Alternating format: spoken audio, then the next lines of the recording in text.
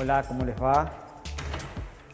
Soy Marcelo Toledo y los invito a que conozcan mi espacio de arte.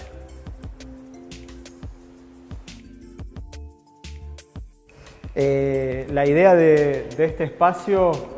surgió como una necesidad que apareció en los últimos 3 o 4 años cuando comencé a tratar de hacer piezas de mayor formato. Hice como un cambio de escala en mi obra de hacer mates, cuchillos o jarros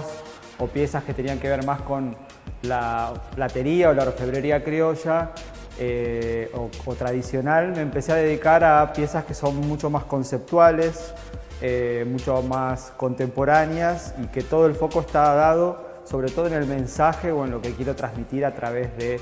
esa obra de arte. Y este espacio surgió a partir de eso, un lugar mucho más grande donde pudiera contar y mostrar estas historias que hoy están surgiendo como una necesidad en mi vida.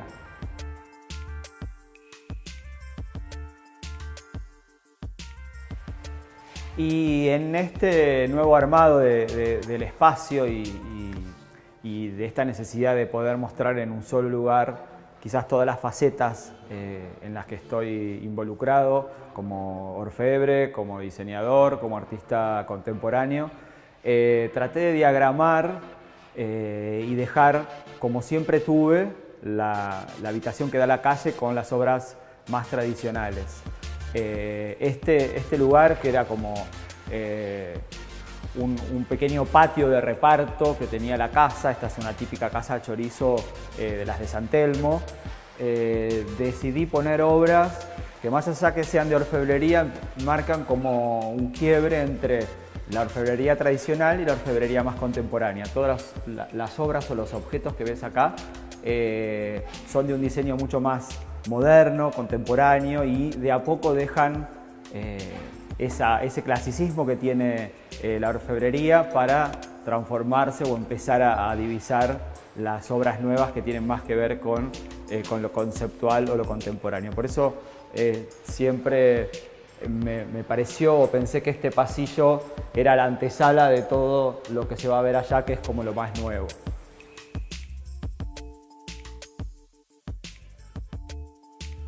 Esto es de mi última exposición, que se llamó Tramas. Hice un viaje de introspección a Ushuaia, me interné en una reserva natural ahí en el bosque Aracur, en la reserva del Aracur, y empecé a dibujar nidos, empecé a ver cómo la naturaleza tejía, cómo las aves tejían con pequeñas pajitas, con pequeño mimbre, con pequeños tronquitos que encontraban, y a partir de eso empecé a trabajar en estos objetos, en estas esculturas que tienen que ver justamente con eso, con todo lo que se une, con todo lo que se junta, con todo lo que se entrama, con todas esas relaciones que uno a veces tiene también que se enriedan y que no nos dejan por ahí soltar, y creé esta exposición que se llamó Tramas. Por eso tenemos desde los nidos hasta, volvemos acá, como estos nidos de gran formato, hasta las tramas humanas, todos los corazones enredados y traumados. Y después empecé a trabajar en un nuevo concepto, empecé a trabajar en una nueva exposición que tenía que ver con la violencia de género, y una de esas piezas que estaba empezando a crear me remitió mucho al concepto que quería transmitir. Entonces empecé a jugar con el capullo de seda, con las mismas técnicas que había comenzado a trabajar en esos grandes nidos. Empecé a investigar sobre cómo el capullo de seda empieza a trabajar y a hacer un caparazón de protección que por un lado lo aísla del mundo, pero por otro lado engendra vida en su interior, y esa pequeña larva que luego se transforma en gusano y luego mariposa es un ser con capacidad para volar y un ser superior. Y a través de ese concepto empecé a trabajar y creé una nueva muestra que se llamó Matriz, que está en este momento en un museo que tiene 14 metros de largo por 3 de ancho. Así que sin darme cuenta y con las mismas técnicas que utilizaba en la orfebrería, empecé a hacer otro tipo de piezas como la que te estoy contando de 14 metros. La primera obra así de gran formato fue en el 2006, cuando empecé a montar una exposición que se llamó Evita, Figura, Mujer y Mito, sobre joyas y objetos sobre Eva Perón. Y en ese momento quería tener una pieza grande, que fuera importante en cuanto a tamaño, y se me ocurrió hacer un cuadro similar a este. No es este, sino que este es otro, pero es una obra que mide 2 metros por 2 metros, porque quería de alguna manera contrarrestar con todo lo que había en las vitrinas, que eran objetos muy chicos. Eran anillos, broches, collares, aros. Entonces, de alguna manera quería que la gente primero mirara todo lo pequeño y de repente se encontrara con una gran obra. Esta obra gustó mucho, entonces dije, bueno, hagamos otro ícono mujer. E hice a María Callas. Y después hice a Frida Kahlo y a Marilyn Monroe y a Lady Di y así a varias. Y cuando me empecé a sentir cómodo con los tamaños de mayor escala, empecé a jugar, empecé a usar las mismas técnicas que conocía como orfebre, es decir, el soldado, el repujado, el entramado, y empecé a través de esas mismas técnicas conocidas por mí a transformarlas en obras de otro formato y de otro tamaño. Empecé a poner el foco más en lo conceptual, empecé a tomar clases con una profesora, con una coach sobre arte, buscando sobre todo qué quería decir a través de cada pieza. Cuando trabajaba como orfebre, en realidad tenía el foco puesto sobre todo en la terminación de la pieza, que la pieza fuese impecable, en que tuviese hasta el mínimo detalle bien realizado, bien terminado, súper pulido. Y ahora, como artista contemporáneo, el foco está totalmente puesto en otra cosa, justamente en el mensaje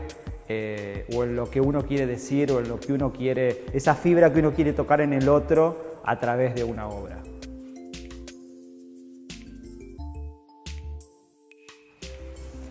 Y en esta obra podemos ver de lo más nuevo que estoy haciendo, no solo en cuanto a estética y a técnica, sino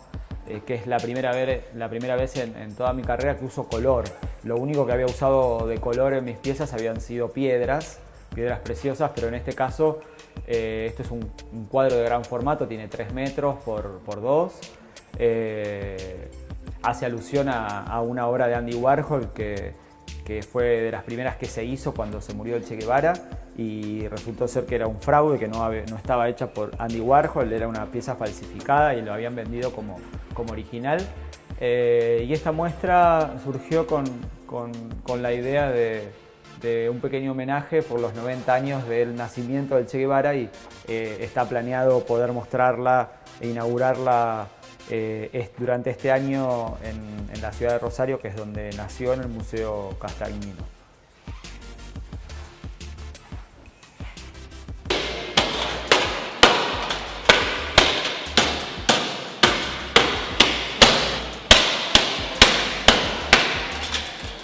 Y cuando llegó este proyecto sobre los discípulos del patrimonio intangible en el Distrito de las Artes, me gustó mucho la idea de que sea intangible, ¿no? Uno que está acostumbrado a hacer siempre objetos, obras de arte, piezas, cosas que se pueden tocar, que son muy tangibles. Me gustó mucho ese término, el poder hablar de algo que sea intangible, algo que uno pueda llegar a transmitir o brindar a otro, pero no solo como parte de la técnica, sino además de la técnica poder transmitirle eso que es intangible, que tiene que ver con la experiencia, porque uno puede aprender técnica en muchos talleres. Puede aprender la técnica del cincelado, del soldado, del forjado, del fundido, pero hay algo que cada artista tiene que ver justamente con su experiencia de vida, con lo que fue mamando a través de todos los años y que nadie le enseñó. Uno también en algún momento aprendió una técnica, pero esa técnica la fue desarrollando, la fue mejorando y transformó todo lo que uno sabe en algo que muchas veces, o en la mayoría de los casos, es totalmente intangible. Y además me dio mucho placer que sea dentro del Distrito de las Artes, porque justamente mi taller está ubicado en el Distrito de las Artes y me encanta que apoyen los proyectos de los artistas que estamos acá.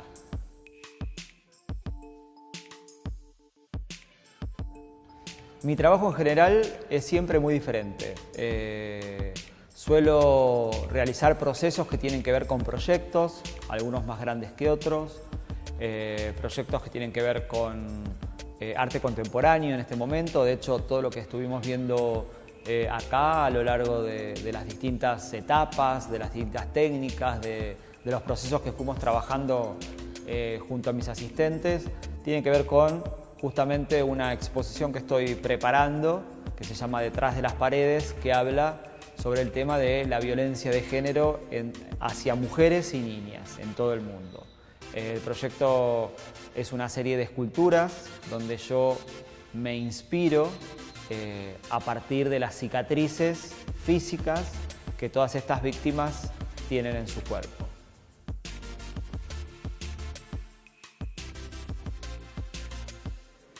Quizás ahora en el taller se dieron un poco cuenta de lo que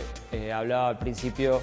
de la necesidad de cambiar de espacio, de un espacio que eran habitaciones de 20 metros cuadrados y de repente estar en una habitación que tiene 200 metros cuadrados, con 10 metros de altura. Las posibilidades creativas y las posibilidades artísticas son totalmente otras. La cabeza se te dispara, el corazón te explota, cuando viene una idea no tenés el límite de las 4 paredes, que en general era lo que me pasaba en el otro espacio.